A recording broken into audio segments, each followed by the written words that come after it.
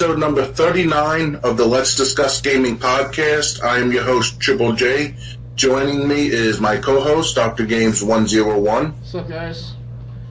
And we got a bunch of things to talk about, so I guess we'll just jump right into things. The first topic is the Microsoft and Xbox acquiring Activision and Blizzard. Oh yeah, that's a big topic for the last few days. That's been the big topic for like the last 2 weeks, basically. Has it been that long? Wow. This came out like right after our last podcast. That was the time too that I posted that video, saying to those Redditors that be aware what's going to happen with Activision and Blizzard 3 days prior to the announcement from Phil Spencer, because back 3 days ago of the time of that after our podcast, I was telling those Wall Street bets to stock up on stocks with Activision and Blizzard, because they're either going to go straight down or straight up. The risks we're taking, and I got ousted from the group for about 60 days so far, so they suspended my account there. So okay, it's weird. All right, well, let me read the article. Microsoft announced that it acquired Activision Blizzard, the studio behind franchises like Call of Duty, Overwatch, World of Warcraft, and more. Hold on, just let me bring up the article so people on Twitch can see it. This news was announced today amongst rumors that such an acquisition was happening. It seems Xbox head Phil Spencer, who wrote the blog post announcing that the report, was looking to get ahead of said rumors, and now it's official. Xbox is the new home of Call of Duty, Diablo, Overwatch, and all of Activision Blizzard's other franchises. The deal is worth $68.7 billion, which is significantly more than the $7.5 billion Microsoft spent on its acquisition of Bethesda back in 2020. For more context of this nearly $70 billion price tag just last week, Take-Two announced one of the most expensive acquisitions in gaming history when it revealed it was buying Zynga for nearly $13 billion. As a team, we are on a mission to extend the joy and community of gaming to everyone on the planet. We all know that gaming is the most vibrant and dynamic form of entertainment worldwide, and we've experienced the power of social connection and friendship that gaming makes possible. As we pursue that mission, it is incredibly exciting to announce that Microsoft has agreed to acquire Activision Blizzard.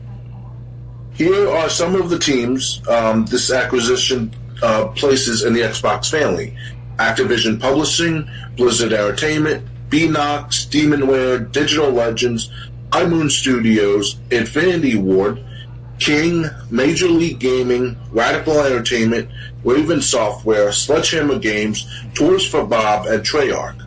Microsoft will have 30 internal game development studios following the close of this deal. There's no word on if games developed by these studios will be exclusive to Xbox platforms, or if these currently seen as multi-platform titles like Call of Duty will remain as such. Spencer says that Activision Blizzard and Microsoft Gaming will continue to operate independently until the transaction closes, which is expected to happen in fiscal year 2023, which is anywhere between July of 2022 to June of 2023. When that happens, Microsoft will become the third largest gaming company by revenue behind Tencent and Sony. Activision Blizzard will report to Spencer as the new CEO of Microsoft Gaming after the transaction close of this acquisition. Here's a look at the Microsoft Gaming leadership team. Activision Blizzard CEO Bobby Kotick, who has been central in the ongoing controversy surrounding the company, including calls for his resignation, will remain CEO. Bobby Kotick will continue to serve as CEO of Activision Blizzard, and he and his team will maintain their focus on driving efforts to further strengthen the company's culture and accelerate business growth. Once the deal closes, the Activision Blizzard business will report to Phil Spencer, CEO of Microsoft Gaming. Kotick said today that for more than 30 years, our incredibly talented teams have created some of the most successful games, and that the combination of Activision Blizzard's world-class talent and extraordinary franchises with Microsoft's technology, distribution, access to talent, ambitious vision, and shared commitment to gaming and inclusion will help ensure our continued success in an increasingly competitive industry. Upon close, we will offer as many Activision Blizzard games as we can within Game Pass and PC. Game Pass on PC and Xbox, both new titles and games from Activision Blizzard's incredible catalog. Spencer's post continues, we also announced today that Game Pass has now more than 25 million subscribers. As always, we look forward to continuing to add more value and more great games to Game Pass. Spencer says this acquisition will accelerate Microsoft and Xbox's plans for cloud gaming, and the company's plans to support cloud streaming for Activision Blizzard games moving forward. The Microsoft gaming CEO also lightly touches on some of the controversy surrounding Activision Blizzard, amongst reports of harassment, failure in leadership and management. It had a tweet. I guess I'll read it. What they said about that was, quote, as a company, Microsoft is committed to our journey for inclusion in every aspect of gaming among both employees and players. We deeply value individual studio cultures. We also believe that creative success and autonomy go hand in hand with treating every person with dignity and respect. We hold all teams and all leaders to this commitment. We're looking forward to extending our culture of proactive inclusion to the great teams across Activision Blizzard. Around the world, there is no more exciting venue for fun and connection than video games, and there has never been a better time to play than right now. As we extend a joy and community of gaming to everyone, we look forward to welcoming all of our friends at Activision Blizzard to Microsoft Gaming. So, what do you think of this acquisition from Microsoft? It's a lot of dough right there just to buy Blizzard and Activision. There's a lot, numerous, and it sounds like an unreal amount of money to be given to a company to merge with your company. It's like the first time ever, and God knows how long, perhaps ever since Time Warner Cable and American Online merged together. But I believe that was canceled over time, over the last couple of years after that acquisition. So with Microsoft and Activision, Blizzard, they are trying to merge or whatever they're trying to do with each other. And so take up to next year for this transaction to be complete. And if not, then so be it. It'll be like the next Apple and not Apple, but the next Time Warner and what's that called, American Online. So do you think this is going to be enough to get Microsoft up on the same par as Sony with all the new games that are going to be exclusive? Well, they're already on par with each other, Microsoft and Xbox. Microsoft, Xbox, and Sony PlayStation for how many years since there's PlayStation had an upper hand in time. They started back 1990s, while Microsoft started in 2001, 2002 with Xbox Live. So in the end, over the last 5 years, we see a duke it out between these two companies. One leads to another. One company buys these games, then a company buys these studios, etc., etc. Now, this is the big enchilada, the good old Activision Blizzard acquisition. So, I guess you could say that it's a big move on Microsoft's part to go above and beyond the competition. But if it's going to be worth it in the long term, I'm not sure. Short term, it looks like a good deal. But, to the players at large, more options, and especially the previous Call of Duty titles like Call of Duty Ghosts, Black Ops 1 and 2 and 3 and 4. Those still should be available to the PlayStation crowd. But after the newest Call of Duties, wherever that goes, that's going to be for next year or two. That's going to be exclusive to Xbox.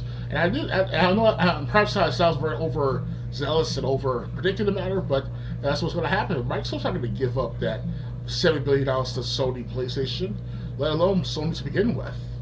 So, right. Also, just increase my microphone. The thing is, I saw a Facebook post on not too long ago. It said it had 2016 on top, and it said it had the Sony logo, and someone going, "This is the console for gaming." Under it, it said 2020. It had Microsoft's logo and all the logos of all the companies that they recently purchased. Right. And it said, "This is the place for gaming." Okay.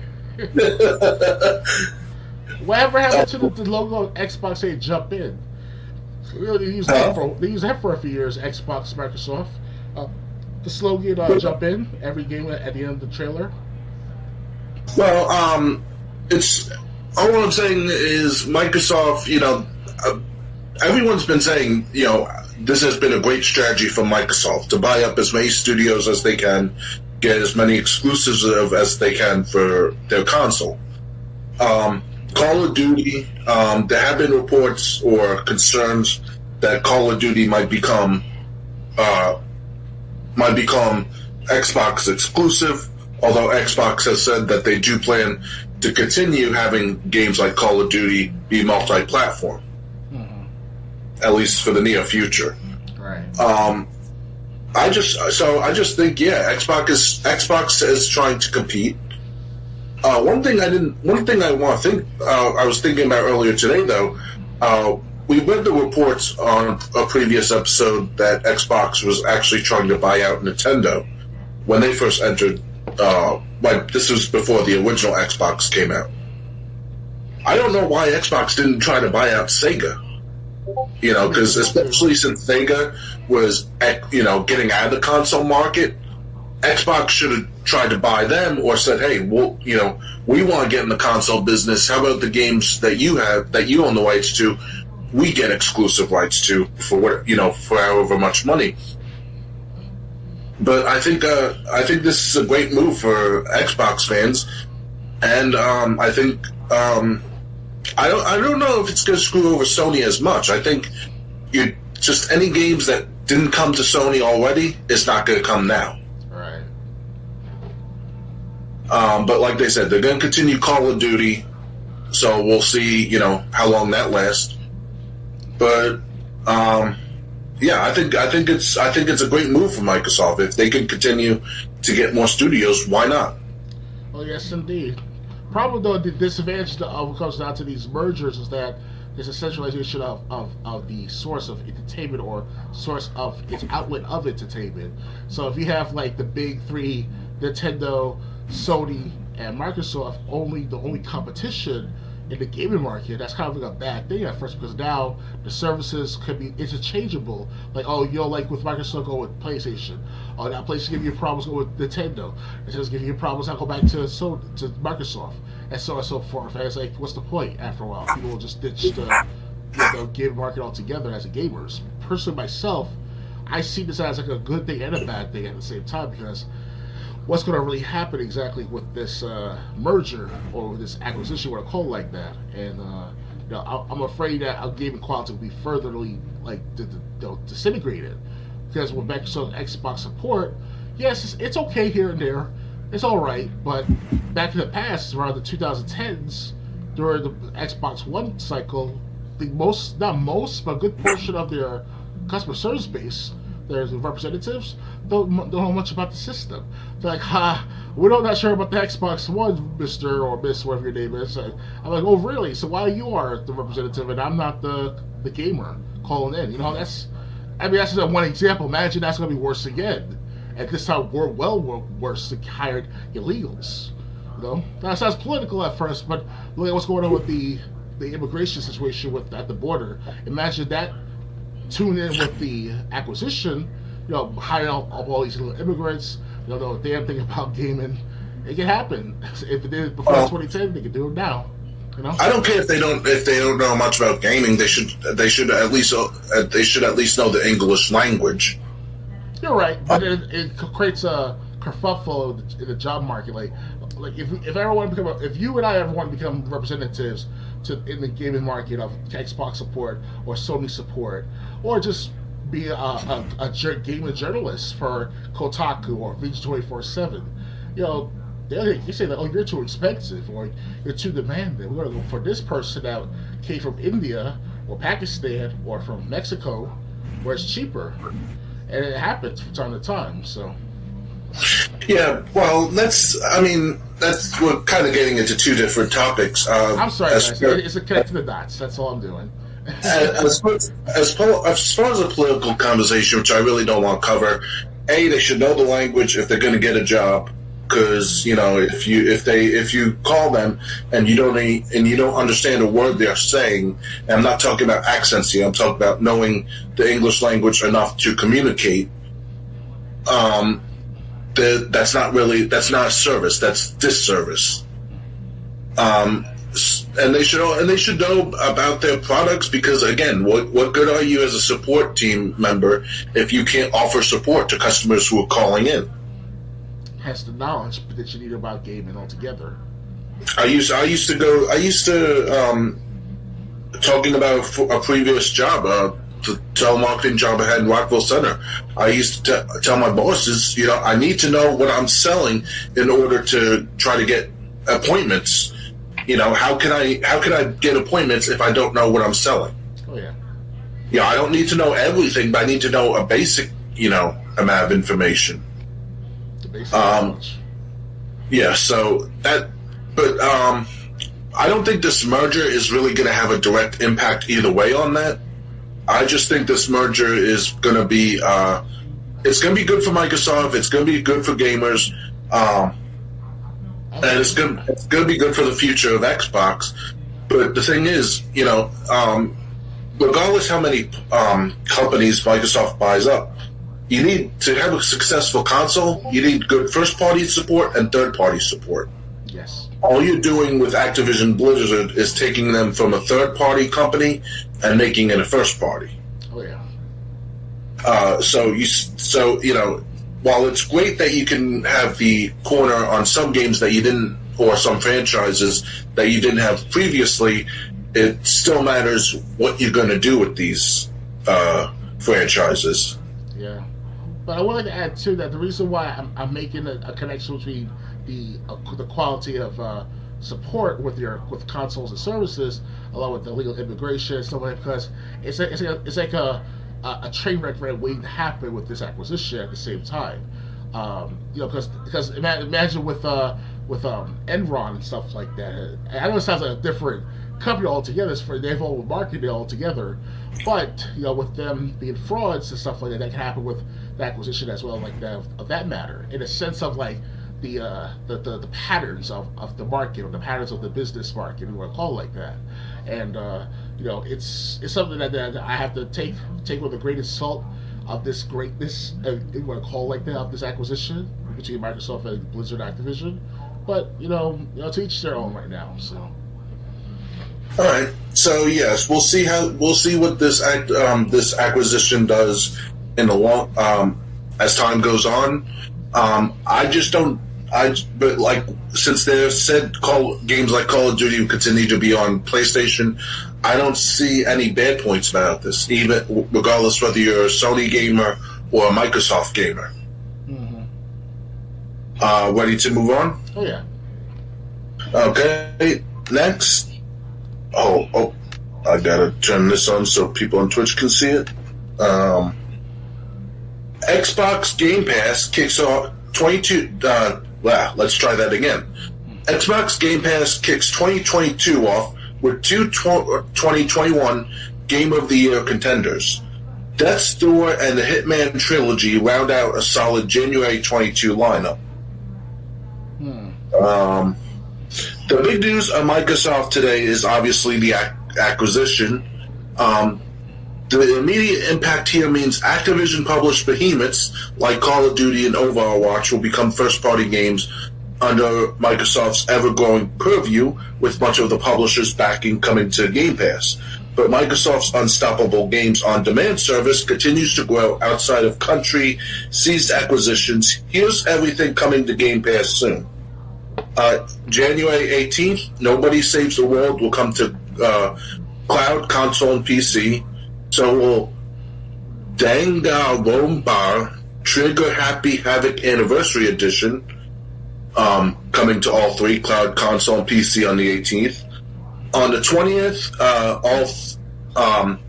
coming to cloud, console, and PC will be Death's Door, Hitman Trilogy, Paparazzi, and Rainbow Six Extraction. Coming to PC only will be Rainbow Six Siege Deluxe Edition and Windjammers 2. Then on the 27th, oh my god, I'm going to butcher this title. Taiko no Tatsujin, the Drum Master, will come to console and PC. Raise your hand if you just purchased Death's Door. First released last summer on PC and Xbox, the irresistibly charming isometric action game hit Switch and PlayStation in November. Most folks who've played it seem to love it. If you keep up with the ever-shifting Game Pass library, you're aware Microsoft's been on a team these past few months adding all kinds of headline-making games out of nowhere. So it's a little bewildering to time at least how little of a surprise so much of this lineup is. For ages, Microsoft's announced new games coming to Game Pass totally out of left field, drawing wide attention purely on the basis of buzz, but we knew about most of this month's additions, including Paparazzi, the Hitman Trilogy, Rainbow Six games, and Nobody Saves the World, a role-playing game from the makers of Guacamelee before today's official announcement. Anyway, as always, the Xbox Game Pass is a constantly revolving door. The following games will leave the library on January 31st. Leaving all three on the last day of the month is Cyber Shadow, Nowhere Prophet, and Xeno Crisis. And leaving PC will be Prison Architect. So, besides my butchering of the Japanese title, what do you think of? Are you excited about any of these games that are coming? Not that I'm aware of, really, to begin with, really, because they sound familiar. Like Death's Door, I heard of in the past. Right. And the drum game. Taiko, whatever you want to call it. I'm sorry if I have a hard time pronouncing it myself. Those are something I might play maybe one time in my life, if ever. But right now, I don't see myself playing that as much or at all at this time in my life. Maybe when I get older, maybe if Xbox is still around for another 25, 30 years, I'm like, hey, is that game that came out in January 2022? And I'd be like, let me play that game for a second. And I'll be like, this is what I'm talking about. I am old, but I like this game still. I should have played this game a long time ago. That type of situation, so. Well, Hitman Trilogy. The trilogy, I will play that. Sorry about that. Yeah. I guess I forgot about the Hitman. The Hitman Trilogy, I will definitely play that and then record it one day. I was told one of my friends, my circle of friends online, to tell me I should do that. Hitman Trilogy, so. One day I will. Right, and also the Rainbow Six games. Those seem to be hit or miss. I like a bunch of I like a bunch of the Tom Clancy games. It's just Rainbow Six. It's more about strategy and leading a team than say Splinter Cell would be, or The Division is, or Apex. It's not just go through and try to kill your enemies. If you want to have success, you also got to lead a team. Oh yeah. If you're not good at leading a team, you're not going to have much success. It's like that with Apex Legends as well.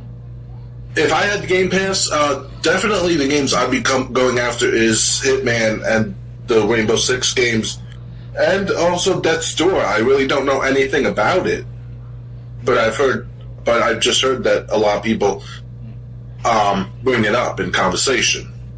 Yes. All right. That's really all I've got to say about it. Ready to move on?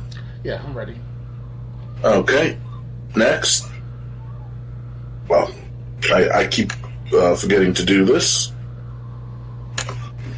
Okay, next. Switch was 2021's best-selling console in the U.S. Call of Duty Vanguard was the best-selling game.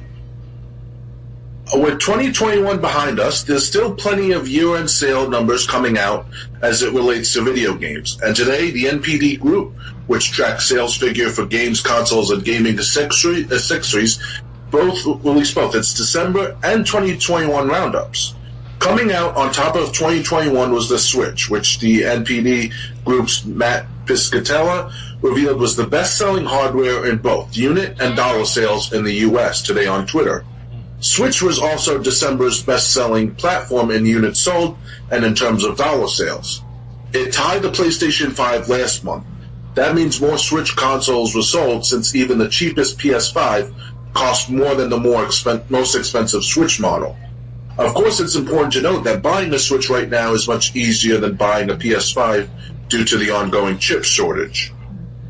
Overall, December hardware dollar sales declined 3% compared to December of 2020, dropping to $1.3 billion. However, despite that drop, full-year 2021 hardware spending reached $6.1 billion, which is up 14% compared to 2020. On the game side of things, Call of Duty Vanguard, the latest in the long-running Activision Blizzard, soon-to-be Xbox franchise, was December's best-selling game. This led to Call of Duty becoming the best-selling video game franchise in tracked dollar sales for a 13th consecutive year, according to Piscatella. Halo Infinite was the number 2 best-selling game of December 2021, which is quite the feat considering many players didn't purchase the game as it was available to download on Game Pass.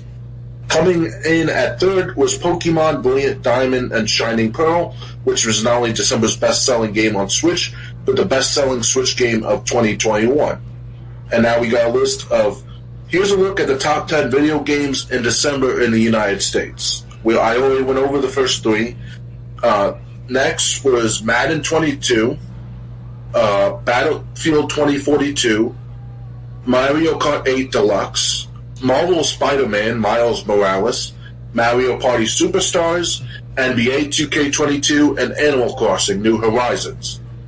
Here are 2021's top 10 video games. Those were the top 10 video games in December in the US. Here's the list from last year. Call of Duty Vanguard was number 1. Call of Duty Black Ops Cold War was number 2. Number 3 was Madden 22. Number 4 was Pokemon Brilliant Diamond and Shining Pearl. Number 5 was Battlefield 2042. Number 6 was Marvel Spider-Man Miles Morales. Number 7 was Mario Kart 8. Number 8 was Resident Evil Village. Number 9 was MLB The Show 21. Number 10 was Super Mario 3D World and Bowser's Fury. For a look at the top 20 for these lists, as well as platform-specific lists and details about December 2021 accessory spending, you can check out Piscatella's full thread, and you can check out digital sales and top digital downloads on PS5 as well. So my question basically, what do you think about this news about, Switch has become a juggernaut in sales, I have to say,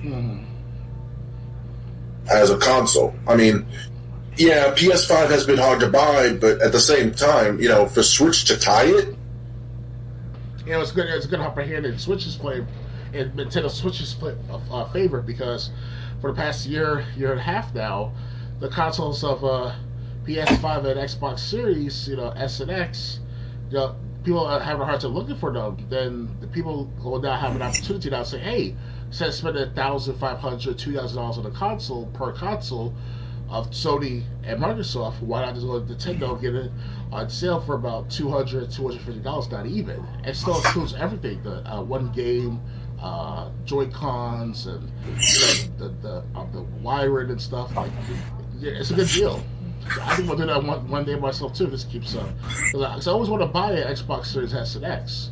Well, X to be more exactly. Yeah. That's the second choice. My first choice is the PS5. So, and that's about going to cost me at least $1,000 at least. So I'm like, you know what? That's too expensive right now. I waited a year. Why not we take it the Switch if I ever get my hands on it? If there's any more after a while too. So. Right. Well, I mean, the Switch, it's a shame Wii U didn't have this kind of success, especially since it seemed it was going to be so big at the beginning. Mm-hmm. But also, are you surprised that Call of Duty Vanguard was the most biggest selling game this year, or? I'm very surprised Vanguard even listed as the top 5. I was thinking of Halo Infinite to be the top game of the 2021. At least that, because Vanguard, I played the beta of Vanguard. It's the same as playing Modern Warfare 2019, but it's a lesser quality because they just copy and paste, and that's it. Here you go. Here's Vanguard in the World War II scenario. But the funny part of Vanguard is that instead of being Nazis versus the Allies or the power axis versus the allies is now my team versus the enemy team. Like that sounds so mundane. It's like why should I play something so mundane and basic? Unless I'm having it on sale for like $5 for for the Black Friday 2022. I can understand that. Well, these are the top games in terms of sales figures. That's all. We're not talking about quality or best review scores or anything. But that's a factor, though. We're talking strictly on games that sold, that had the best sales figures. Okay, but it creates a factor though. If the game is not good, it has bugs, horrible story, horrible gameplay, people are not going to buy it. So I don't know how that Vanguard made it the top tier or the top number one of 2021, or at least December 2021. So my guess for that is just like any game, Call of Duty, Madden, whatever. It's got its fan base. Of course, it's got its fan base that's going to buy it, no matter how bad it sounds or how bad people say it is. There's still going to be people who buy it day one, with relying basically on faith. Right. Their franchise, that the one they love, is going to release a good product every time. I'll wait till you're done playing with your blanket. It's cold here in New York City, guys. It's 1 degrees below. It's 1 degrees outside. It feels like it actually. So I'm trying to snuggle myself to the best of my ability, guys. So excuse me if I'm all over the place with myself. All right, I should be fine for now. Go on, my friend. Okay. Lost train of thought. Sorry. You want to say something about the Vanguard? It doesn't matter if they have this player base as such. Right. Yeah. So every game franchise, it's going to have the player base that trust it's going to be a great game no matter what. I have heard things about Vanguard becoming boring lately, so I am surprised that had the number one spot. I figured it'd be down a little further on the list because Halo Infinity was number 2. But they did say Halo Infinity being available on Game Pass, who's going to buy a game for $60 if they can just pay for the Game Pass subscription and play the game that way? Oh, yeah. That also might be why Halo Infinite was at number 1. Of course. So Nintendo Switch, I'm surprised with all the things they've been doing with the online service, or lack thereof, that they've been doing, lack of things that they've been doing, that it's number 1. But at the same time, the Switch has been doing greatly.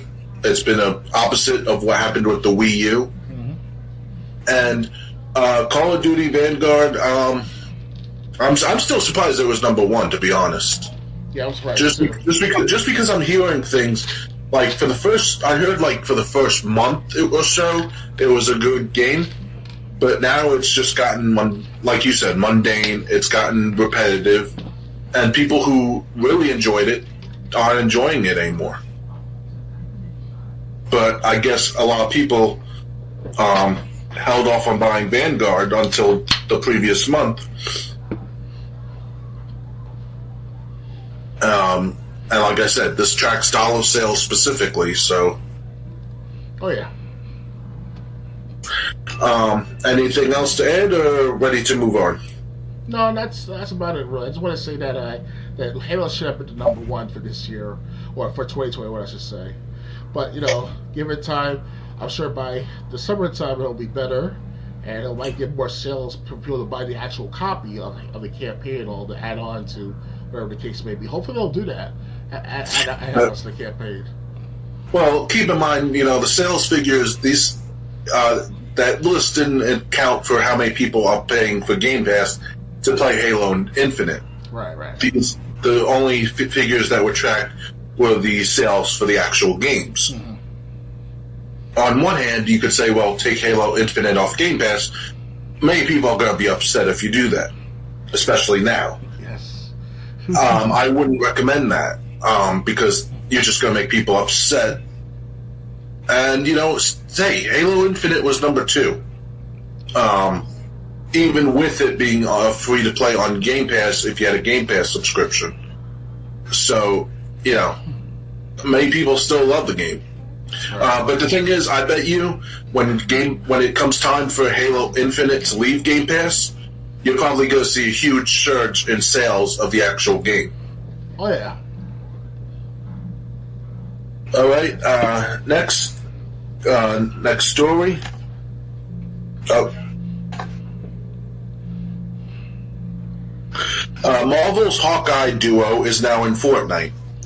Fortnite's item shop was updated, this was 9 days ago, with 2 more Marvel heroes, both going by the name Hawkeye.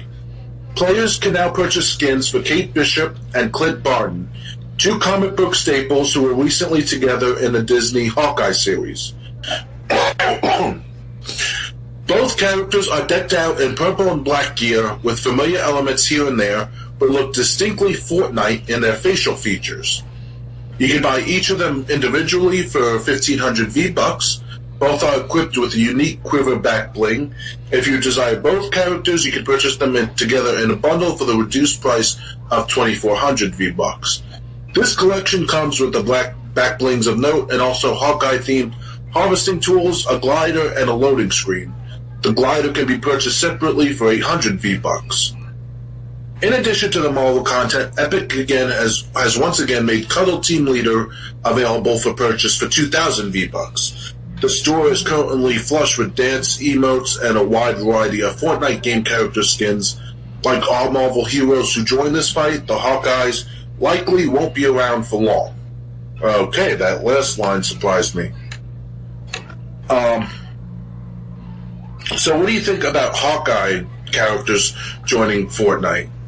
I'm not a big fan of Fortnite per se.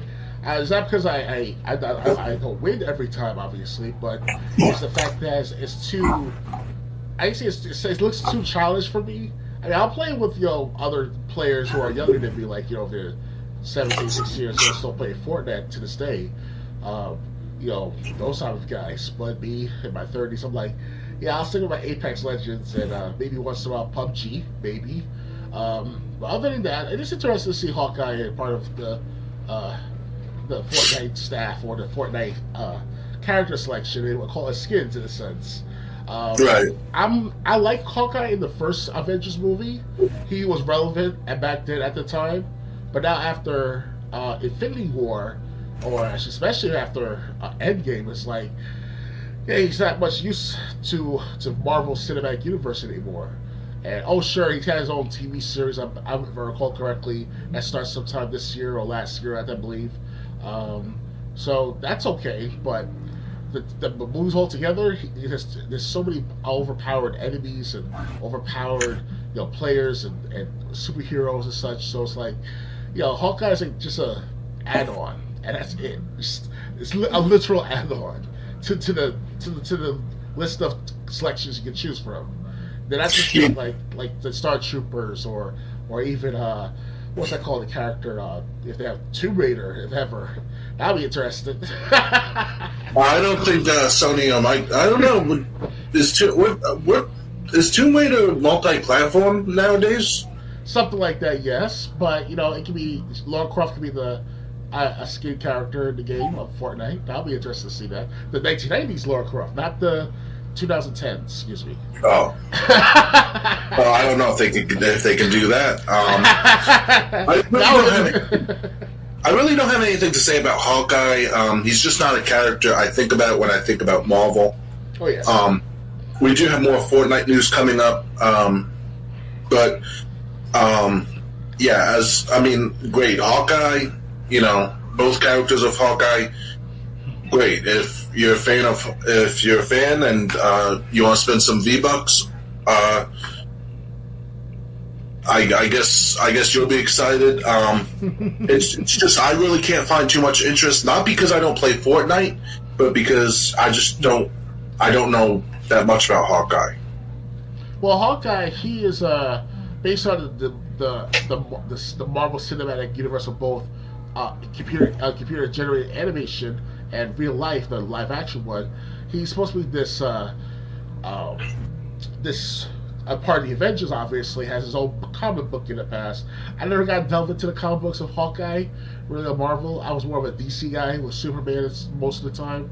But I heard of Hawkeye for how many decades since I was a kid, and he's a very well accurate archer. Very good at being an archer and all. But after so many years later, and even to delve into the cinematic universe, he's starting to become more and more irrelevant to the group, let alone the franchise altogether as the movie. Now, comic books is one thing; they can re-initiate him into more relevancy to the comic books. But the movies, during Phase 4 we're in right now, because Thor's coming out, Love and Thunder, whatever it's called, coming out this year, or the last year, or something like that. So, that's how it is now. All right. So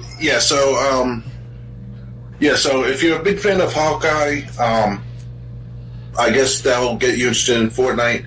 But like I said, that's not the only Fortnite news. I'll get to the other Fortnite news right now. Fortnite Spider-Man nemesis Green Goblin has glided into the Battle Royale. One of the biggest surprises of Fortnite Chapter 3 Season 1 is the inclusion of everyone's favorite web-slinger Spider-Man. Plus, everyone in the game can utilize his web-slinging abilities thanks to the Web Shooters item. Well, it seems Spider-Man's existence in Fortnite has attracted one of his greatest foes to the Battle Royale because Green Goblin is now available in the Fortnite item shop. Now live, and this came out just a couple days ago, you can purchase the Green Goblin outfit to play as the infamous villain, or you can purchase the entire Green Goblin set to be fully prepared to take down New York's Fortnite's Island Masked Menace. If you're looking to be fully decked out with Green Goblin bling, though, here's what you'll find in the set. Excuse me. Pumpkin bomb back bling included with the outfit, a pumpkin pickaxe, goblin glider, and on the pumpkin emote. Players can purchase the outfit, pickaxe, glider, and emote individually or as part of a bundle. Epic Games writes in a press release. This bundle additionally includes the Attack of the Goblin loading screen. If you haven't yet unlocked the Spider-Man outfit, you can earn it by leveling up through the Fortnite Chapter 3 Season 1 Battle Pass. If green is more your style, you can embrace the Goblin Serum right now in the item shop. So, this is something that would get my attention more, even though I don't play Fortnite. Now you can be the Green Goblin from Spider-Man in Fortnite. They really want everyone to be playing Fortnite these days. Yeah. So this is something, he's got a pickaxe and everything. So this is something I would see attracting more people than Hawkeye. Definitely. Yeah. So this is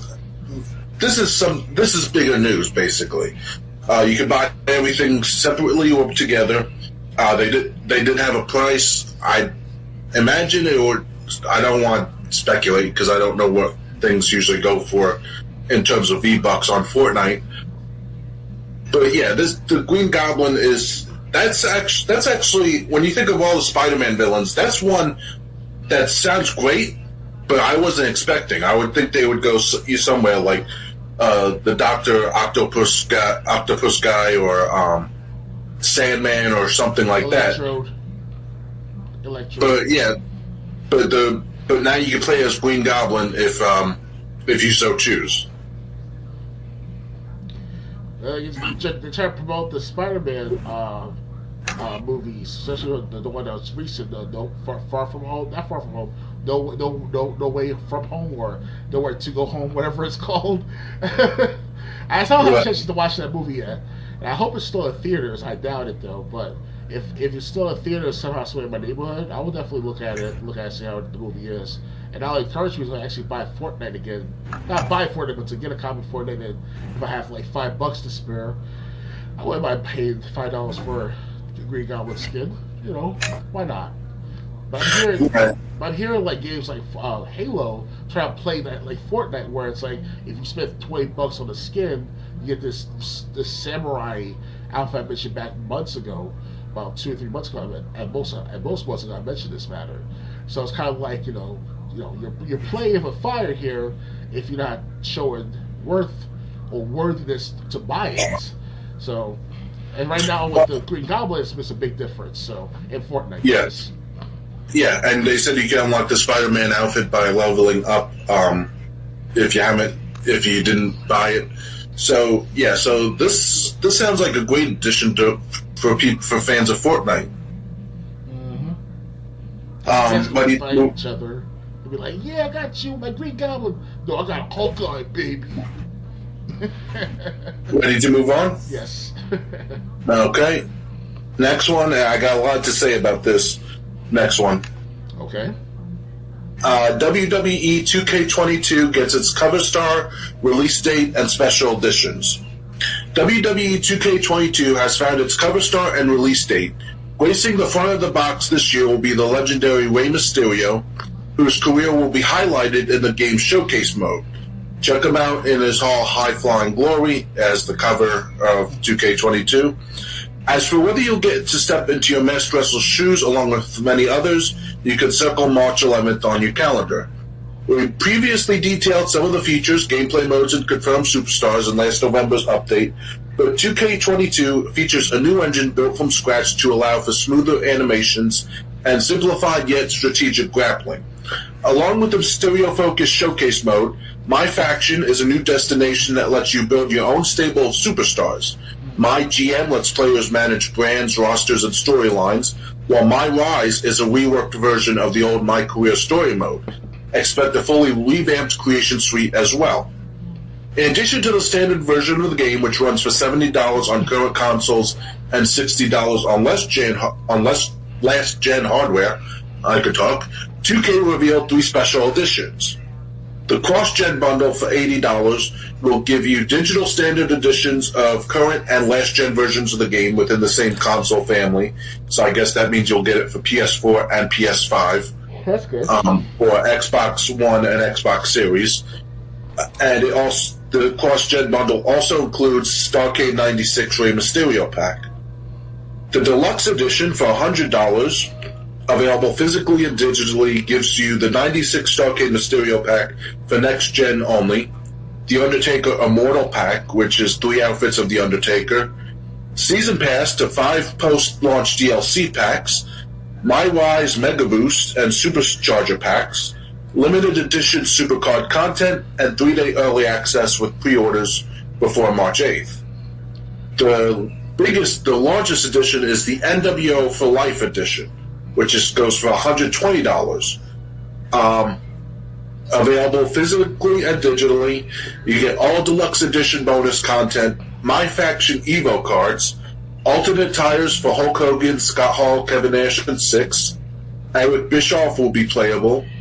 WCW Sold Out 97 and Bash at the Beach 1996 arenas will be available. The NWO Wolfpack Championship and 3-day early access with pre-orders before March 8th. Lastly, 2K finally confirmed the full list of WWE 2K22's platforms. To no surprise, you can pick it up on PlayStation 5, Xbox Series, PS4, Xbox One, and PC. But before you go, 2K released a new trailer, a handful of new screenshots, and a box art for the special editions that you can admire below. Okay.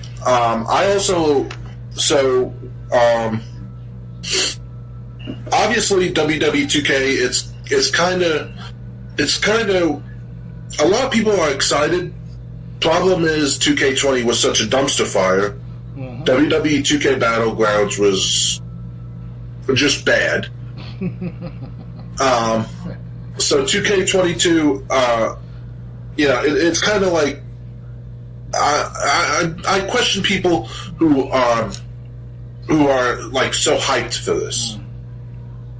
Well, well, it is the year of 2022, so I guess it's like the first ever WWE title to be at the year of its actual year title. Because you know how it is with 2K16, 2K17, 2K18, and so on and so forth.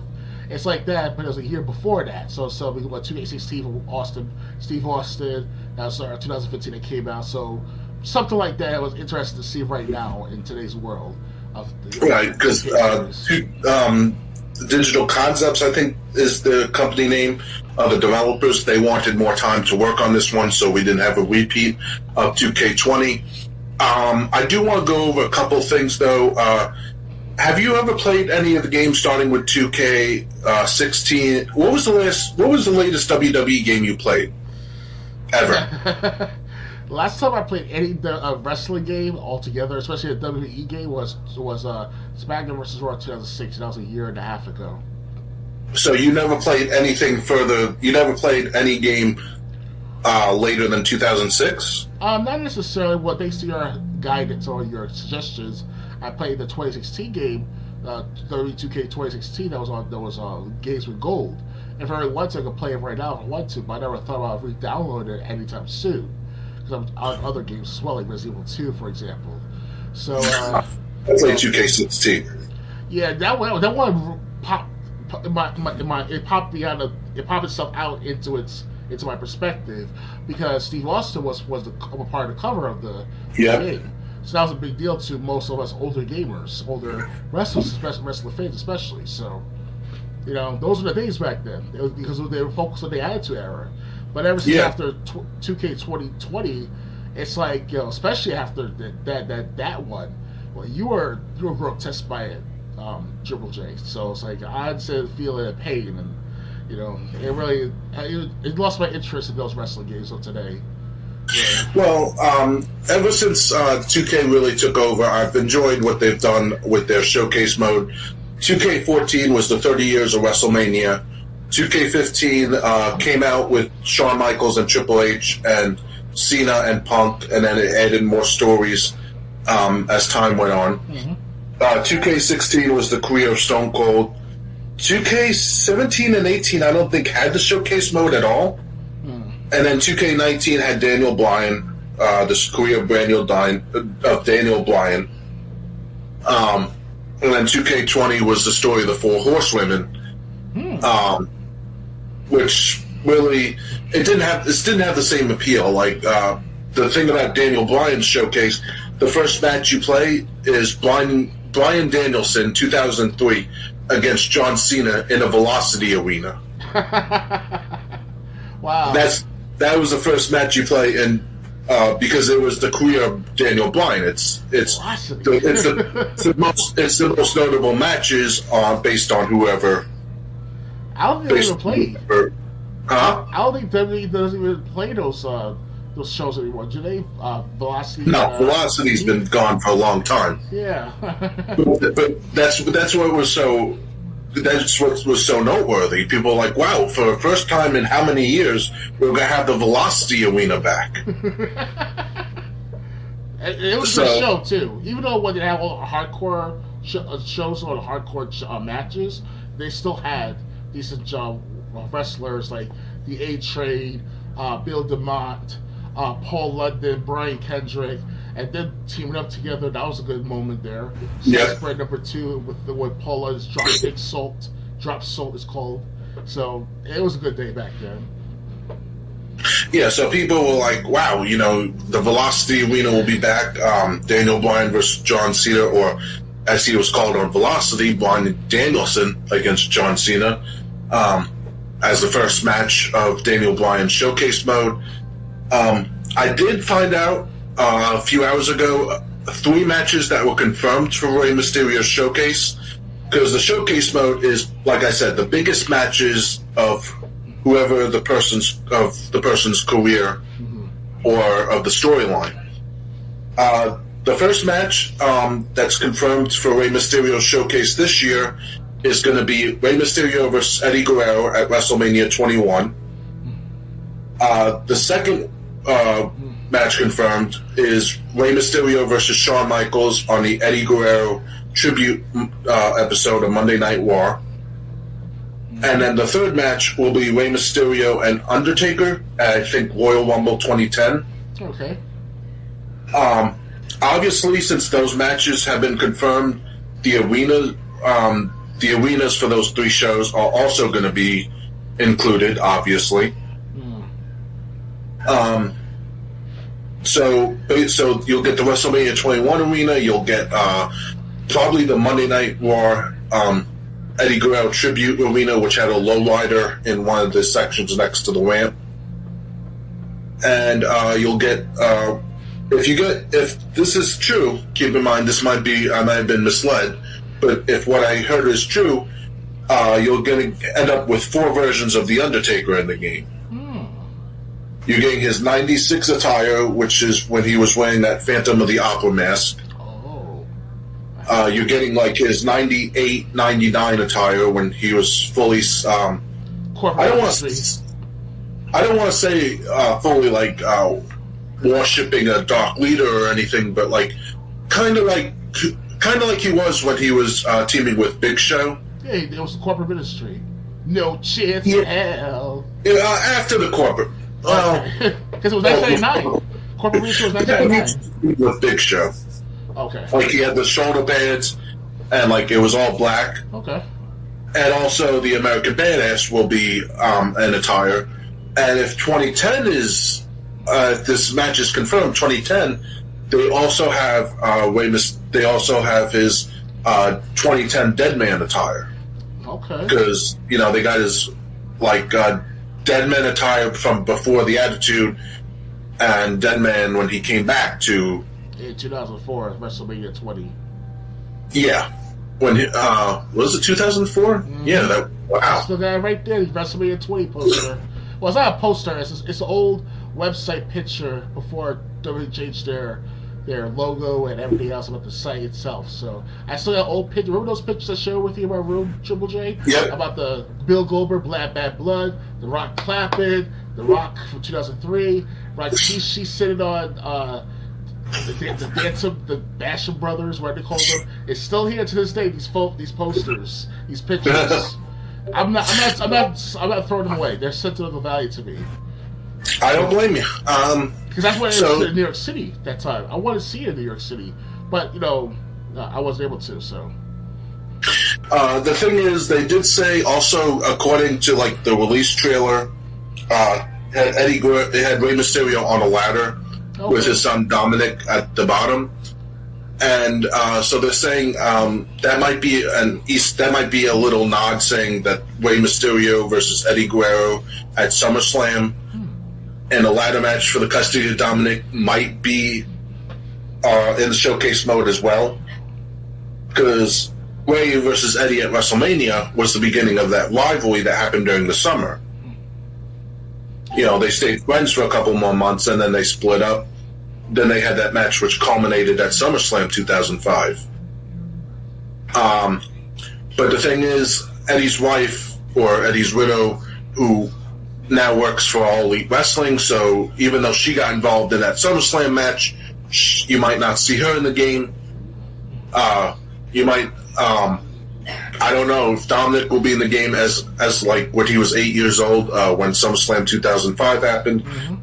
But I do want to talk about the other modes. My GM, I really just don't care about my GM anymore. I used to care about it for years, but the thing is, ever since I found out like about Total Extreme Wrestling 2020 and I learned how to play it, it's like you can have my GM with 100 wrestlers. Or you can run your own company with thousands of wrestlers in Total Extreme Wrestling. It's kind of like, and people say, well, you can create wrestlers, yeah, but you can only create so many. Yes. I think if I recall correctly, speaking of creating wrestlers, if you want to be that detailed with the previous SmackDown titles, back there, SmackDown versus Raw titles especially, the maximum you could create was up to what, 30, not even 25, if I recall correctly? Well, now you're allowed to create up to 100. Oh, that's even way better. Okay. But the thing is, like, if you create like arenas or something, everything you create takes one slot away from that 100 of creations you can create. So it's like you gotta share that between arenas and alternate attires and everything else that you would create. Oh yeah. So, but again, my GM, I really don't care. Like I said, it was great during the SmackDown versus Raw days. I played it all the time in 2008. as the ECW brand. But nowadays, it's just like with games like Total Extreme Wrestling, if you really want to play a game where you're like a GM, why would you not play something like Total Extreme Wrestling? Oh, yeah. So there's that. Also, there's the issue where I don't know if you can, 2K. The only reason I have WWE 2K20 is because I got it for $20. Not bad. And it was released. It was on sale. Let's see, like April of 2000. It came out October 2009. I got it for that price in April of 2020 because of how poor the game was. Right. On launch. I tried it for a free play day, free play weekend. Most of the glitches were fixed. I'm still finding some here and there. But, like I said, I'm definitely waiting for reviews, and my GM mode, I that's not going to be a selling point. My GM mode could blow you away, knock your socks off. It's not going to matter to me. Especially if it's not a notable, well-mentioned general managers like Theodore Long, Eric Bischoff, Stephanie McMahon, Dave Bryan, Kurt Angle. Hell, even who's the other one? Who's the not so well-mentioned general manager back? That other guy, the one that John Cena FU'd him 3 times in the same time. Like FU'd 3 times around the ring. He's like, boosh, boosh, boosh. Coachman might have been Jonathan Coachman. No, it's a complex name. Adam something or Lesenthal something. So that's what happened. His last name, John Leventhal, whatever his name was. He's like part of the NFL. I think he was at one point. Oh, Mike Adamle? I believe so. Okay, I don't remember John Cena viewing him, but it was an older gentleman. It was like he had white hair. He wasn't physically fit like a wrestler, but he's a normal weight guy, But he was in charge of the Raw, WWE Raw for about a few weeks to a few months at best. Okay. Yeah. It was back around 2014, 2013 when I had cable in my room. Because I had time on the cable before it became Spectrum.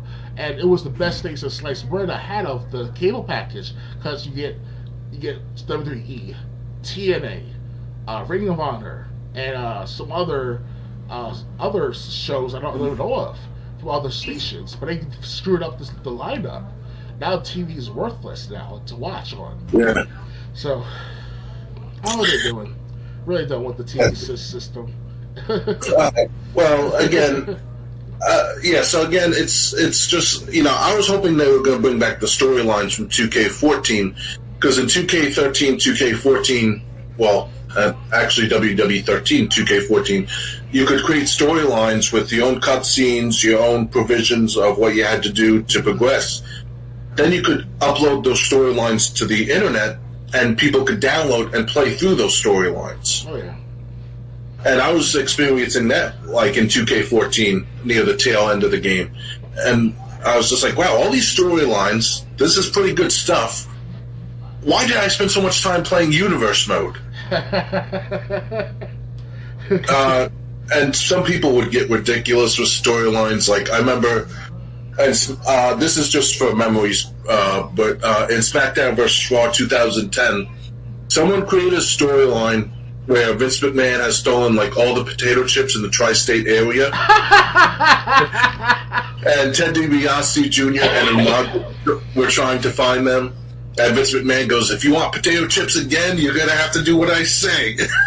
How do you do that? How do you make that kind of storyline? How does that work? Well, in addition to creating your own matches, you could also add your own cutscenes. I can't fathom that. I really can't compute that. If I can find the scene on YouTube, I'll link you the video later. Yeah, you also do a stream of it too if you can. If you can find a copy of it too. Actually, let me look for it. All right, no problem. So, what do you think? Does this does this make you? Are you excited for WWE 2K22? Do you not care anymore? I really don't have no intention of looking into it further after tonight. I will admit this though, if I see gameplay trailers sometime in the summertime before its release, that'll be great, and I'll definitely will consider buying it if it's that good. But right now, from the last 5 years of its history, after 2K 2016, it just looks like a crap show, you know? Yeah. Okay, I can't find it. It would take time to find if it's still Right. if it's still up. Because also, I had found the video just browsing YouTube one time. Mm-hmm. But it's funny that you could do stories like that if you had like a real complex story, or if you just wanted to create the best supercard you could. You could create your own supercard. That's what I was hoping they would put in this game. There's still the AEW game whenever that comes out. But yeah, so 2K22, it looks great, but still, I'm not touching it until I see reviews. No, yes. And even after then, it might come down. There's gonna have to be something other than updates to get me to want to buy it. Indeed. All right, ready? Ready when you To are. move on? Okay. Next, The Legend of Zelda: Majora's Mask coming to Nintendo Switch Online next month. Nintendo has revealed that The Legend of Zelda: Majora's Mask is coming to its Nintendo Switch Online subscription service next month. As usual, because Majora's Mask is a Nintendo 64 game, you won't be able to play it if you're just a standard Nintendo Switch Online subscriber. You must be subscribed to the pricier Nintendo Switch Online expansion pack tier to play it and other N64 games that hit the service. This news comes just a day after Banjo-Kazooie, the classic Rare-developed N64 platformer, hit the expansion pack, and it seems that Majora's Mask is the next major addition. Save Termina before it's met with a terrible fate, Nintendo's tweet reads. The Legend of Zelda Majora's Mask comes to Nintendo Switch for Nintendo Switch Online expansion pack members in February. As for when, only Nintendo knows. If it follows suit of a recent similar announcement, we'll find out sometime in February, likely days before it hits the service. Nintendo announced that Banjo-Kazooie would be coming to the service back in December, and then a month later revealed its exact date just days before said date. It wouldn't be surprising if Nintendo did the same here. Majora's Mask is a sequel to The Legend of Zelda Ocarina of Time, first released in 2000. It was a darker flip on the Ocarina of Time, placing Link back in a familiar but odd place known as Termina. As a Skull Kid, under the control of Majora's Mask sends him there. It's up to Link to stop the moon from crashing into Earth. Oh, and he repeats the same 3 days in an effort to stop the evil once and for all. At the moment, it's currently available on N64, Wii, and Wii U. Plus, it was remastered on the 3DS. Oh, wow. While waiting for it to hit Nintendo Switch Online and expansion pack sometime in February, check our thoughts on the review and then read our thoughts on the 3DS remake. So, what do you think of this? Were you a big fan of the N64 Zelda games? Unfortunately, Zelda altogether, I never really played in my own possession of having copies of the games. I played Majora's Mask for about an hour with a friend named Chris. He's one of our graduates, so he graduated a year earlier than us in high school. So I played with him a lot of Majora's Mask for the N64. After that, I just never thought about playing it again. I mean, good things about Zelda. Get better with his visual graphics, storylines, voiceovers.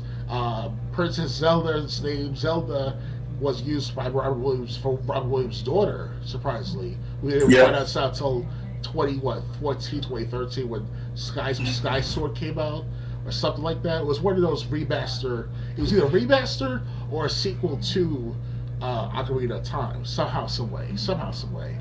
And that's all I can think of with Zelda right now. But if I really want to, I wouldn't mind going back in the past and see if I could get myself a copy of Zelda through Nintendo Switch Online. Problem though with Nintendo Switch Online services that has gotten worse, for what I heard, because now it's like they tell you, you get like up to like 1 or 2 or 3 games per month from like Nintendo 64 or Super Nintendo or Nintendo, something like that. And it's like I don't see that because I can just buy how much money $150, $200 worth of Nintendo 64 Zelda games if I can find good deals for it though. At most three games I could buy for $150 if I'm lucky. Used, that is, without the cartridge, packaging and stuff like that. So my point is, in the end, I can see me going towards it for Nintendo Switch, and I also heard that 3DS is still relevant in today's world, like for the downloading and installing, also participate in online games on the 3DS. So thanks to my gaming confidant, I like to call him. His name is Enjoy Gaming. That's his former name online, and he told me that like the Nintendo 3DS is still relevant. If you really want to get the best experience, go for the 3DS XL. So if I cannot get Switch, I can definitely get the 3DS XL, and that could be cheaper than the Switch Lite, I should call it. Because the Switch Lite is like $200, so yeah, it's cheaper than the actual Switch. So yeah, so but I really want the console experience. So I want to go with the original Switch. If I really want to spend an easy $300, I would definitely go for the original Switch console because it's home console. It's compatible to my TV next to me. The TV is, even though it's dated, my TV is like about 5-7 years old now. It still can play 720p, 30 frames, 60 frames per second. So if it does that, if it does it, I'm good. Right, and if it doesn't, you could always play it in portable mode while sitting on your bed or something. Yeah, I'm not a guy telling you to play console to handheld games like that because I'm new to that dynamic. I mean, it's that, of course, yeah, I can still play Game Gear or Game Boy Color and stuff like that. That's a different dynamic. It's a different way of playing than home consoles. So I don't expect to be playing home consoles on directly to portable handheld. So it's an experience. Well, as far as I know, Majora's Mask, I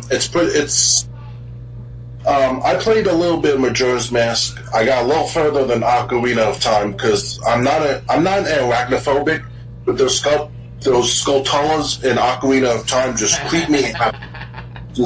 That's what you as a kid, my friend.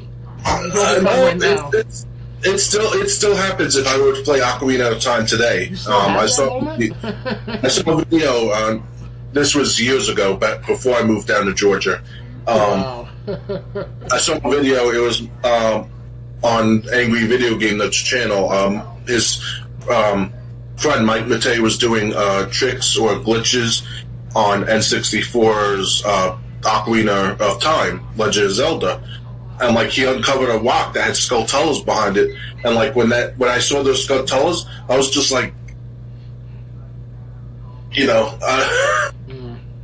that. So I couldn't play Ocarina of Time. Majora's Mask, I played a little more. Didn't get really that far in it, as what happens with most Zelda games, unfortunately. But yeah, so Majora's Mask, it's not something that would entice me. If I really wanted to play it, I just get it for the N64. You know what? Before I say that, let me see what's going for on price charting. It costs somewhere around $100 for used. At least $100 used.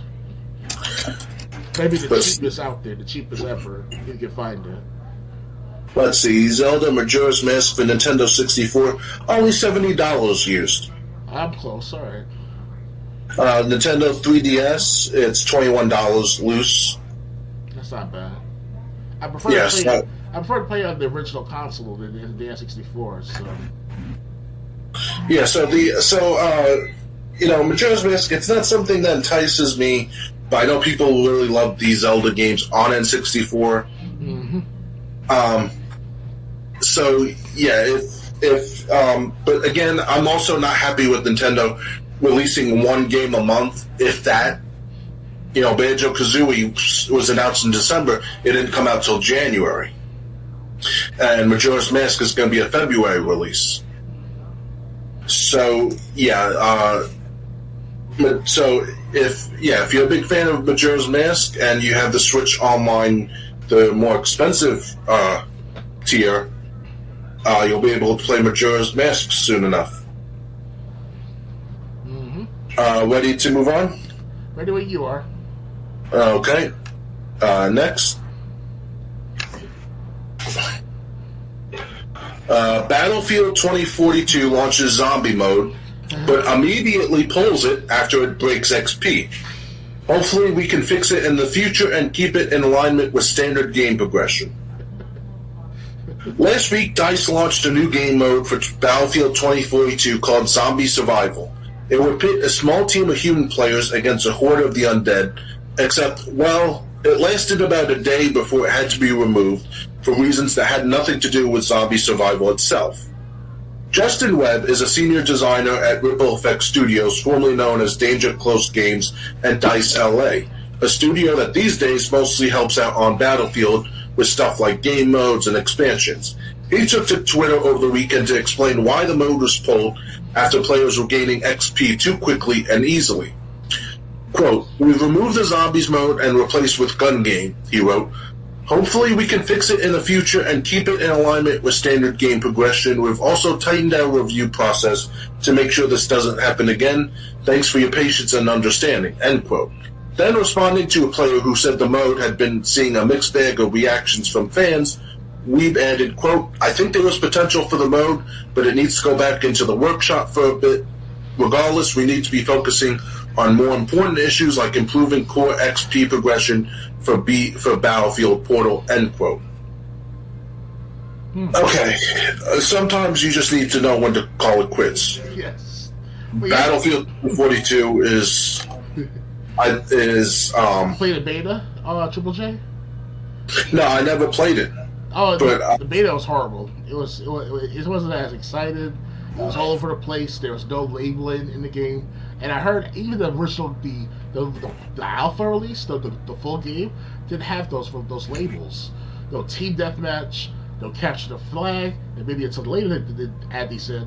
But what ReviewTech USA earlier said earlier this month, saying that they got rid of all these modes in Battle 42 of its original release, and people, that's why the population is down to like 10,000, not even at times. So yeah, they're really struggling. They're really doing everything they can to get 2042 played by people. And what's with the break XP thing? What are they talking about? Like the limitation?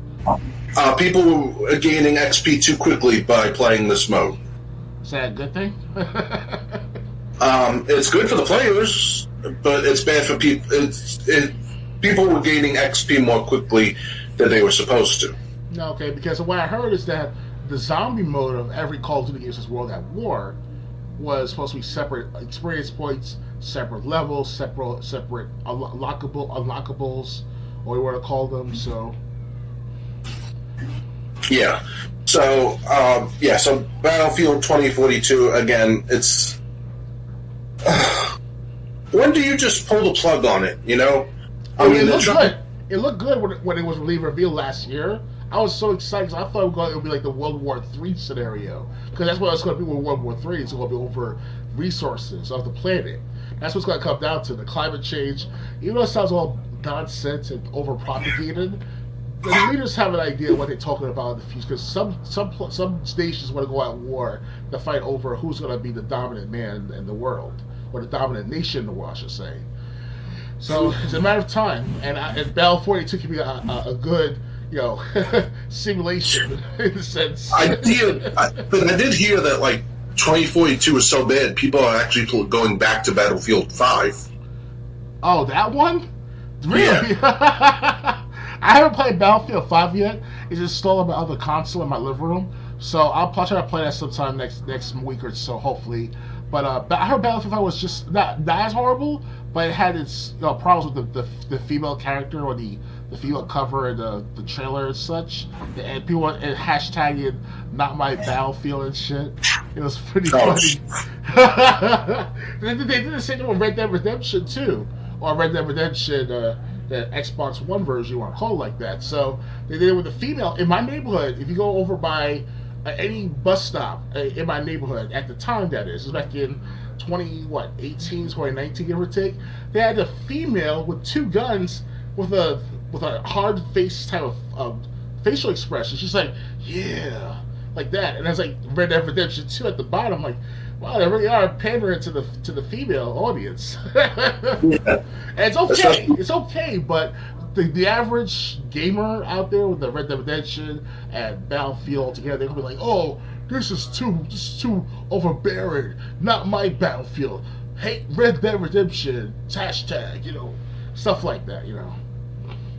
That must have been like either a concept idea or something, because Red Dead Redemption 2, you did play as Arthur Morgan. He was a guy, but there was also, I think, a woman named Sadie who you rescue in the beginning of the game. Like a bunch of bandits entered her house and killed her family.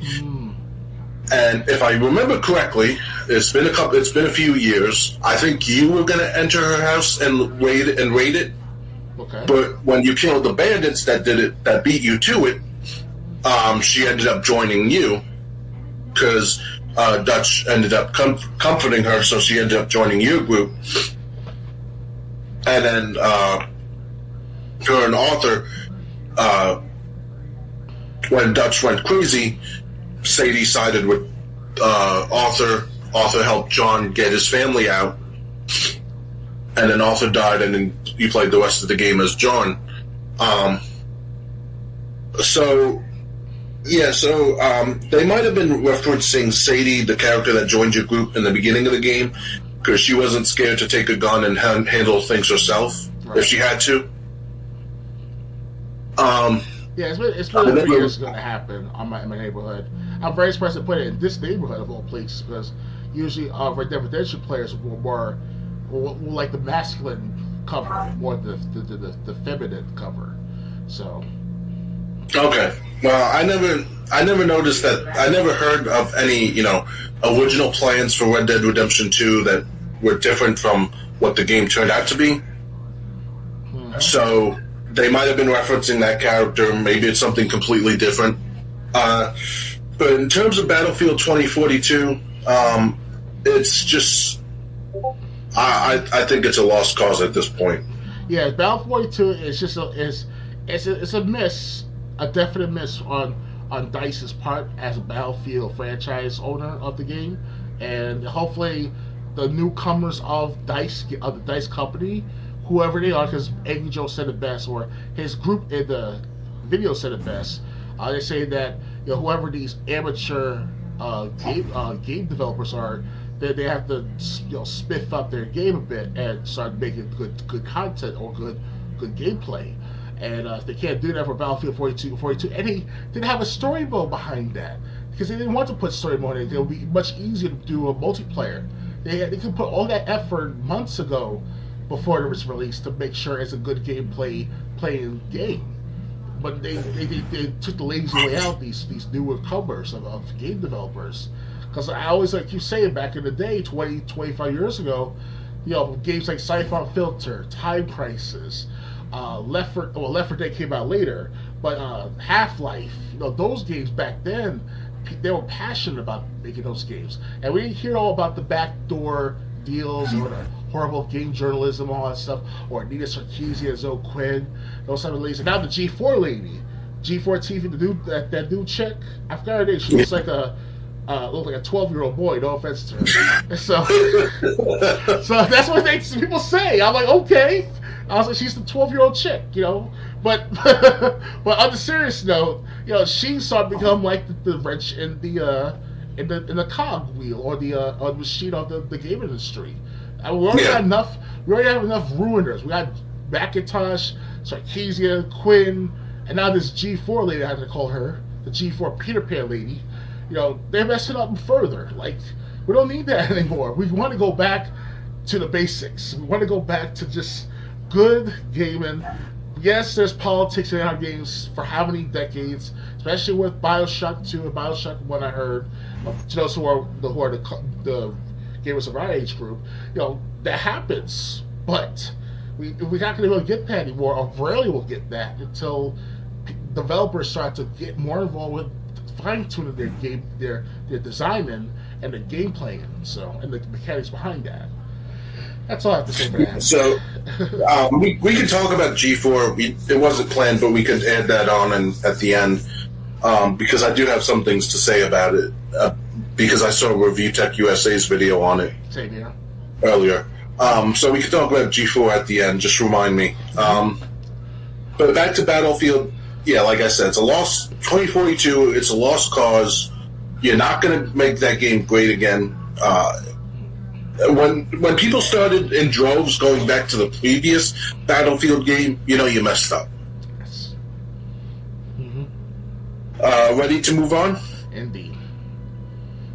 Actually, you want to cover the G4 story now? Yeah, why not? Okay, because I saw that. I only saw Review Tech USA's video on it, so this is my knowledge of the situation is basically what he showed. And the part that got me was like she said, like Morgan Webb and some other female's name. They're not here to be eye candy. Oh, really? Yeah. Well, let me to that woman who will probably never see this, but you can send this clip to her if you want on Twitter, and to anyone who thinks like her. It doesn't matter. If you have an attractive woman, men are going to be attracted to her. I'm going to forget the first time I saw X-Play on G4. And I was talking with my boss at Eminem Chimney at the time. Okay. I was like, that woman, Morgan Webb, and I was like, she is hot. I was like... and my boss was like, yeah, she's attractive. And it's I was just thinking... Wow, she's beautiful. She talks about video games, and she's smart at the same time. That's even better. and also, preference speaking, personal preference. She's a brunette, which I'm mostly attracted to. so but I mean, so like anytime you have any women that are attractive on your show, regardless if they're on screen. There are going to be some guys that are attracted to them. Now, if guys are acting like jerks to them on Twitter or any kind of social media, yeah, that's ridiculous. But it seems like this woman was upset that men were attracted to people like Morgan Webb. Right. And that's just ridiculous because, sorry you're not getting it done, but like you said, if she didn't look like a 12-year-old boy... Or Peter Pan. Yeah. It goes back to the last Charlie Angels movie where only one of the three women were hot, and they were upset that the one hot, or actually the two actresses, were upset that Naomi Scott, the only attractive woman of the three, was getting all the attention. It's like, well, you had one hot angel. What did you think was going to happen? Angel from Big O. I just posted a meme about that. Power to the people, Big O style. Yeah, Angel's good in that Big O anime. I say anime, by the way, Big O. But give a point. Yeah, she was definitely an angel from what I saw on TV back in the day when I was about 20 years old, maybe 21. Because before I was in the hospital for a while. For mental problems, of course, Well, I was talking about Charlie's Angels, but go on. But the the GameStop experience involved the G4 TV experience as well, because when you walk back in the day, that is, it's like 10, 12 years ago. Last time I remember, the G4 TV would be on all day, every day, and I'll stand there for about 10 minutes looking at it while waiting for my game to pay for my game and all. And I'm seeing this good content coming out with Zelda and then Super Mario and Time Crisis, stuff like that. And I see this hot chick, you want to call her a hot chick, she's very attractive back then. I was like, wow, I should watch this more often. And I found this was on TV. The problem is we didn't have our cable deal, our package deal included in any cable slot. So if we wanted the highest, most expensive cable package, we couldn't get the G4 TV. It wasn't included in my neighborhood. So, Yeah. it's no big deal, right? But when I go to GameStop, I go to GameStop for G4 TV as well. I was like, why not spend $30 while watching G4 TV for a few minutes at a time? You know, that's what happened. Yeah. You know? Yeah. Also, G4. I didn't even know. I didn't know X Play specifically was on. X Play would be on at 3 different times. It was on from 12:30 p.m. to 1 p.m. It was on from like 3 a.m. to 3:30 a.m. Oh wow. And then I didn't know it was on from 6 p.m. to 6:30 p.m. This is when I was working in Rockville Center in my 9 to 5 job. Obviously, I was at work during the afternoon showing. I better be asleep by the 3 a.m. showing, otherwise I was going to have a miserable day at work the next day. And I didn't know about the 6 p.m. showing until after it was announced that X Play was going to, that G4 and X Play Attack of the Show were going to be canceled. Right.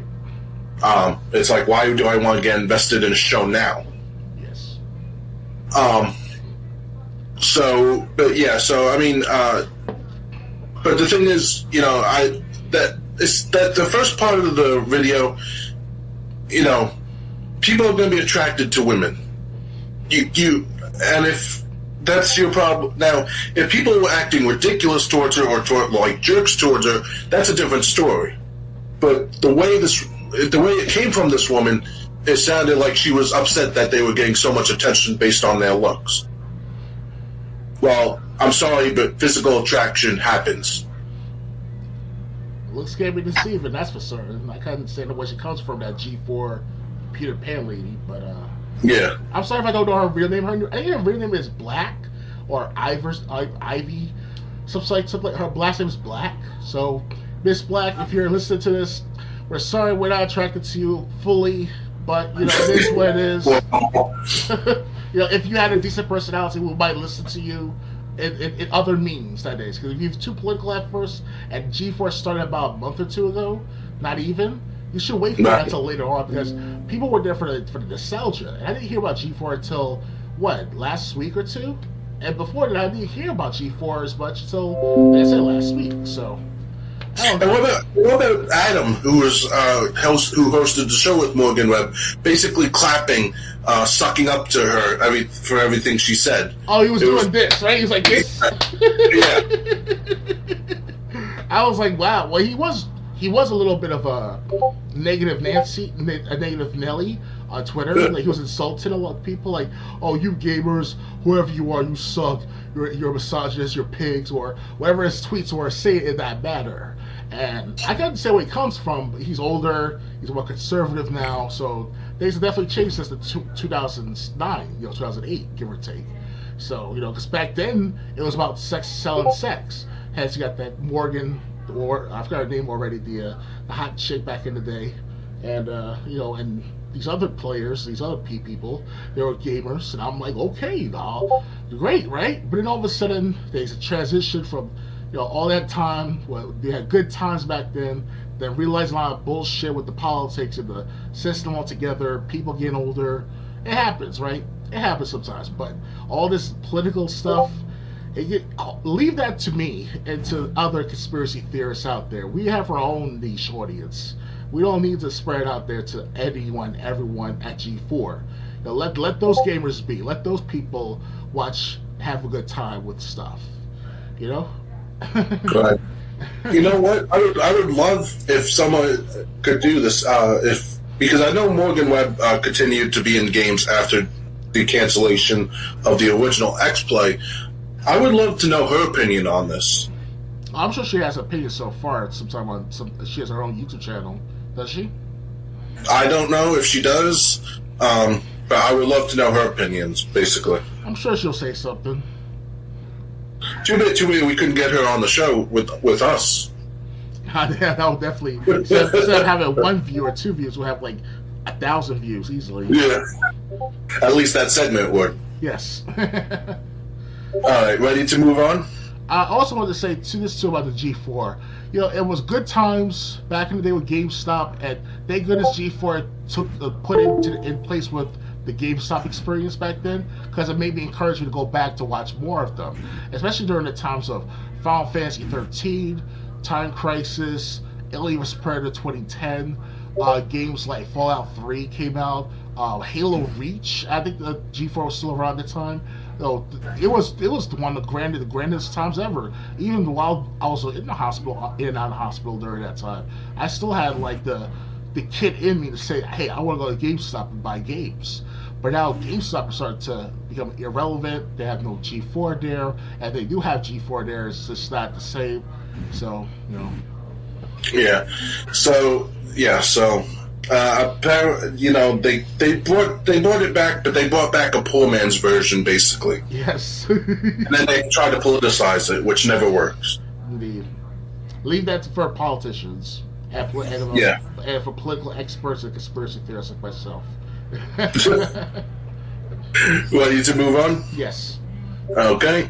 Next one, you're probably going to be really interested in this one. In this story, Hitler's sex game riles up Steam users over extra testicle. Romantic room sex with Hitler really drops the ball. I see the trailer of it earlier this afternoon before we started the show, and I have to say it was uncensored, by the way. And I was very pleased at the same time, laughing my ass off. I was like, "You gotta be kidding me!" Hitler with the biceps and the pecs and all this abdomen and stuff like it's all jacked up and shit, having sex with these girls. I'm like, what is going on? I mean, if we want to be mature here for once, it reminds me of a similar situation of a movie called Up, not the Disney Pixar bullshit movie. We're talking about an actual seductive movie of sorts, and it actually was out there to the public back in the 1970s. 1970s was a different time, so they put this out in theaters. It was available in the UK especially, so it was about a Hitler wannabe or a Hitler lookalike being killed by a woman after his what you see in the Hitler games, something like that. You had the guy there, the girl there, the black chick there. It was everyone there. And it's like, all this shit going on. They try to find out who killed the Hitler wannabe or the Hitler lookalike. It was pretty interesting. So this kind of reminds that game that's already out on Steam. It reminds me of that movie in a sense. So guys like me would keep in mind, this is interesting that they keep it up with the running joke of Hitler. And I like that. All right. Well, I'll get.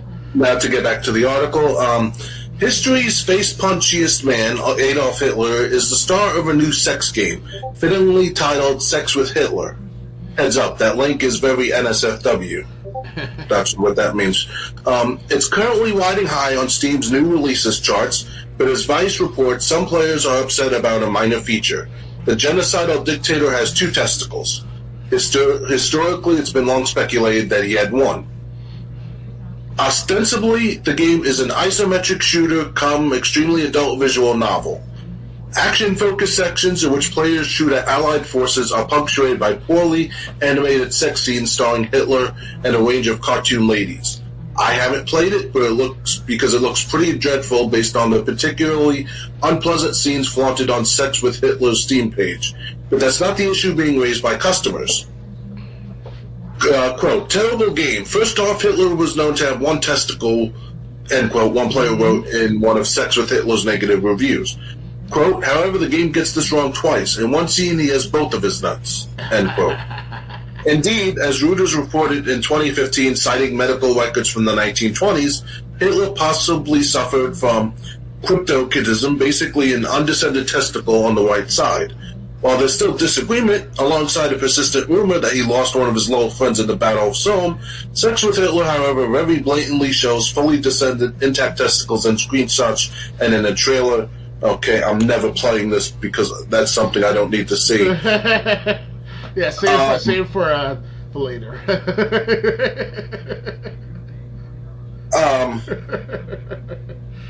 I also have to say,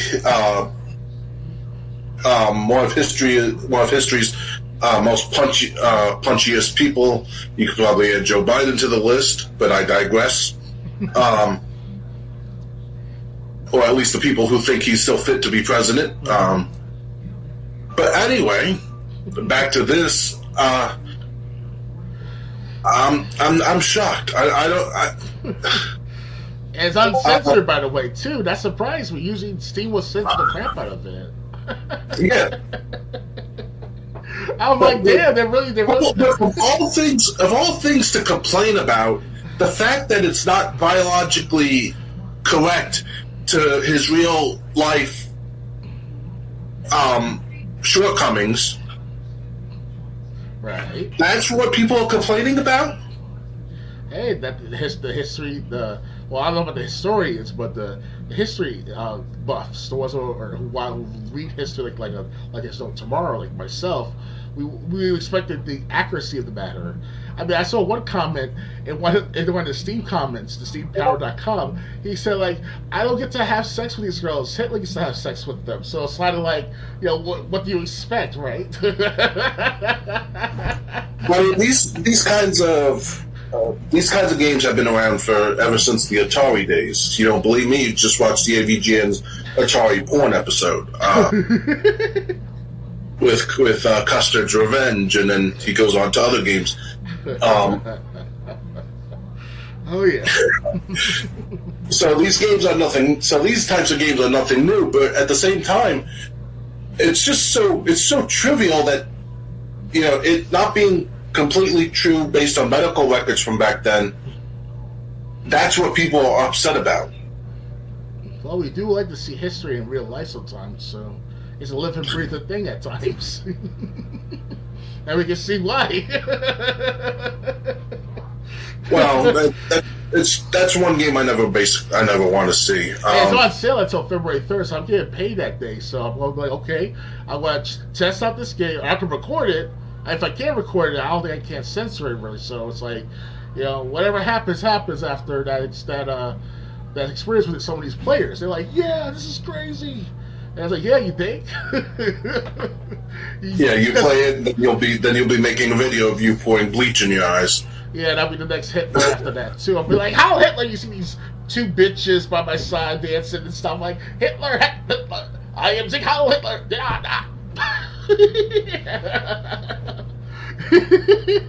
And after playing that game, I act like that too.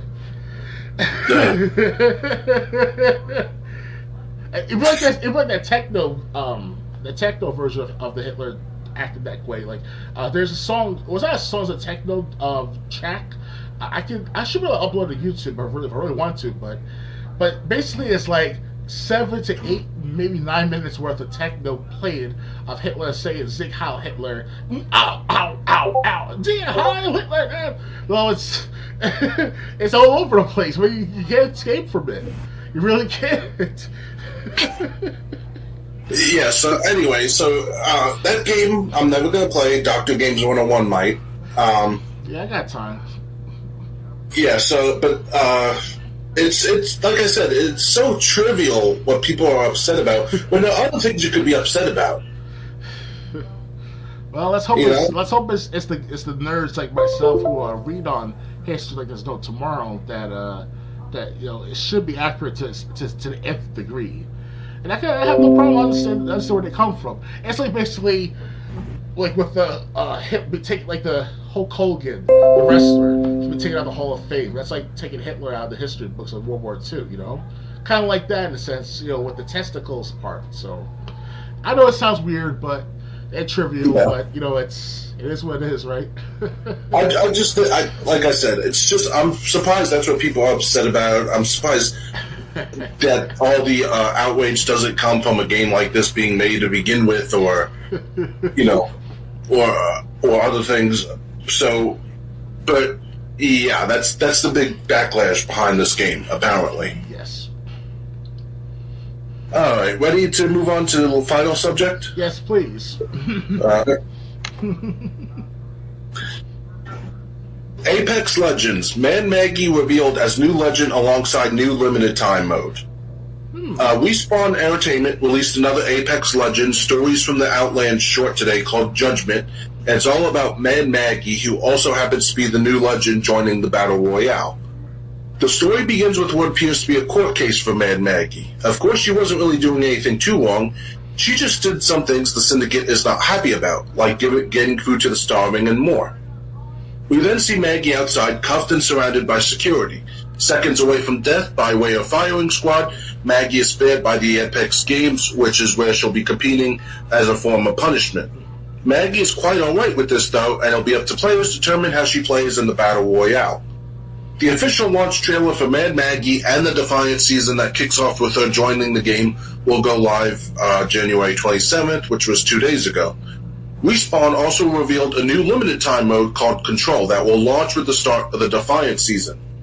For the first 3 weeks of Defiant, see whether you can handle the madness in the new Control mode, the Apex Legends website reads. Select your loadout and drop into a 9 vs 9 experience where teams battle to hold control points with the infinite respawn. We'll learn more about Control and Mad Maggie later this week when the Defiant season trailer is released on the 27th. So yeah, are you excited for Mad Maggie? You're the Apex Legends player between us, so are you excited about this? Especially with my Twitter feed these past 6 months to a year. Yes, I've been playing Apex Legends at least every other day for at least 2 hours at a time. This new person, Maggie, I believe she's related, not physically like biologically, but like in the relationship with Fuse. Fuse is a season 8 character that was released back last year, and during the season 8 preview trailer of showing Fuse, Fuse and Maggie were basically like kind of like brothers and sisters with each other, not boyfriend and girlfriend per se, because they were very, very rough. She was very rough with Fuse and vice versa. So what happened is that Fuse's right arm or his left arm, I could have sworn it's his right arm. Both his right shoulder, arm, and hand were just exploded from the bomb or the grenade that he had for years with Maggie. Because it was like a charm between them. So between Maggie and Fuse, they had like a problem with like they were arguing with each other somehow, some way. And then Fuse's grenade blew up in front of him, and his arm missing. And he just walked down, nothing happened. He's like, oh damn, dude, you're not gonna fight her? I mean, obviously she's hurt, but basically Maggie took part in the season 8 in the announcements during another trailer prior to the Fuse's arrival in season 8. So pretty interesting story. Hopefully they'll give it a little backstory what happened between Fuse and Maggie. Last time I checked, that is.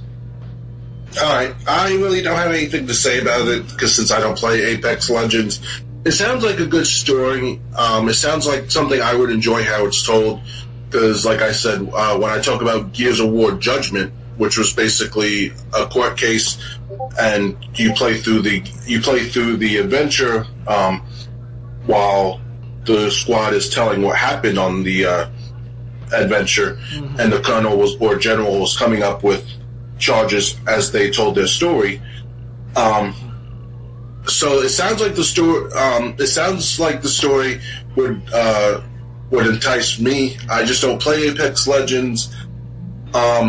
But if you're a player of Apex Legends, you'll probably enjoy this story. I think she's going to be a good addition to it. Most likely, if they ever do this, they can do duos again, a story time duo. Because did you know that Apex Legends characters are intertwined with each other? Like Pathfinder finds Ash in the dumpster, or Ash is used to work with Horizon. She was the season 7 reveal of the Apex Legends games. So, and Ash is the season 10, I believe, or season 11. So season 10 is Seer. Seer is talk about Mirage, talked about Loba, who she was season 5. So they're really doing a good job to make sure people are keeping up to date with the Apex Legends games. They really are that intertwined with each other. Problem, disadvantage is that they're not really in actual audio visual mode. You have to read the comics in the in game that they built in as of like season 6 with Rampart and shit. Because season 6 after that, they started introducing weapons like Devotion and what else? And Rampage. It's just crazy. If you ever have time, Triple J, take at least 1 hour of your time and play Apex Legends. It's free. You'll have to download all that add-on stuff, but it's good to play at least the first 6 legends of that game that's for free. So Okay. I guess I'll try. It. I've been putting it off just because I got other games I'd rather play. And ranked levels is pretty cool too, because you get to understand. I'm getting better and better. The highest I ever got was Gold 1. No, Gold Tier. Was it either Gold Tier 1 or Gold Tier 4? Because obviously, the higher you go up in the rank, the more higher, the more harder it is to go overcome these odds with each other. So I'm like Silver 1, I believe. Last time I checked. So for season 11, that is. Okay, so yeah, so if you're a fan of Apex Legends, this is a new character coming. Do you have anything else that you want to talk about before we end things for tonight? I just want to say to people to those who are well aware about my situation back 3 years ago, I wasn't able to do video after that. So now I found out that it's been reinstated, as I said in my perspective, because I think I did something wrong for 3 years. So excuse me for how many years I haven't done that video commentary of my gameplay. So now I just did with Resident Evil 2 earlier this afternoon. Check that out, and you should be able to enjoy my facial expressions and reaction in real facial means. So yeah, okay. I want it to in the future too. These video commentaries.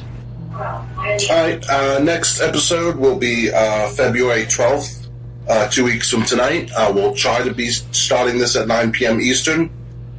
I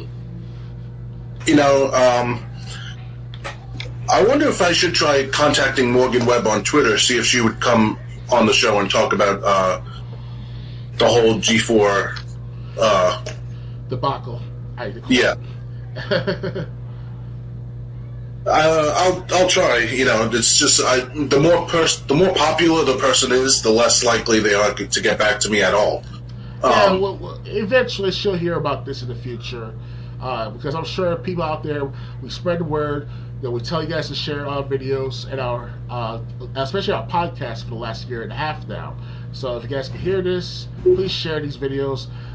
If you cannot get the full access to them, the full episodes, just listen to the clips and share the clips with others if you're friends, and you'll be fine.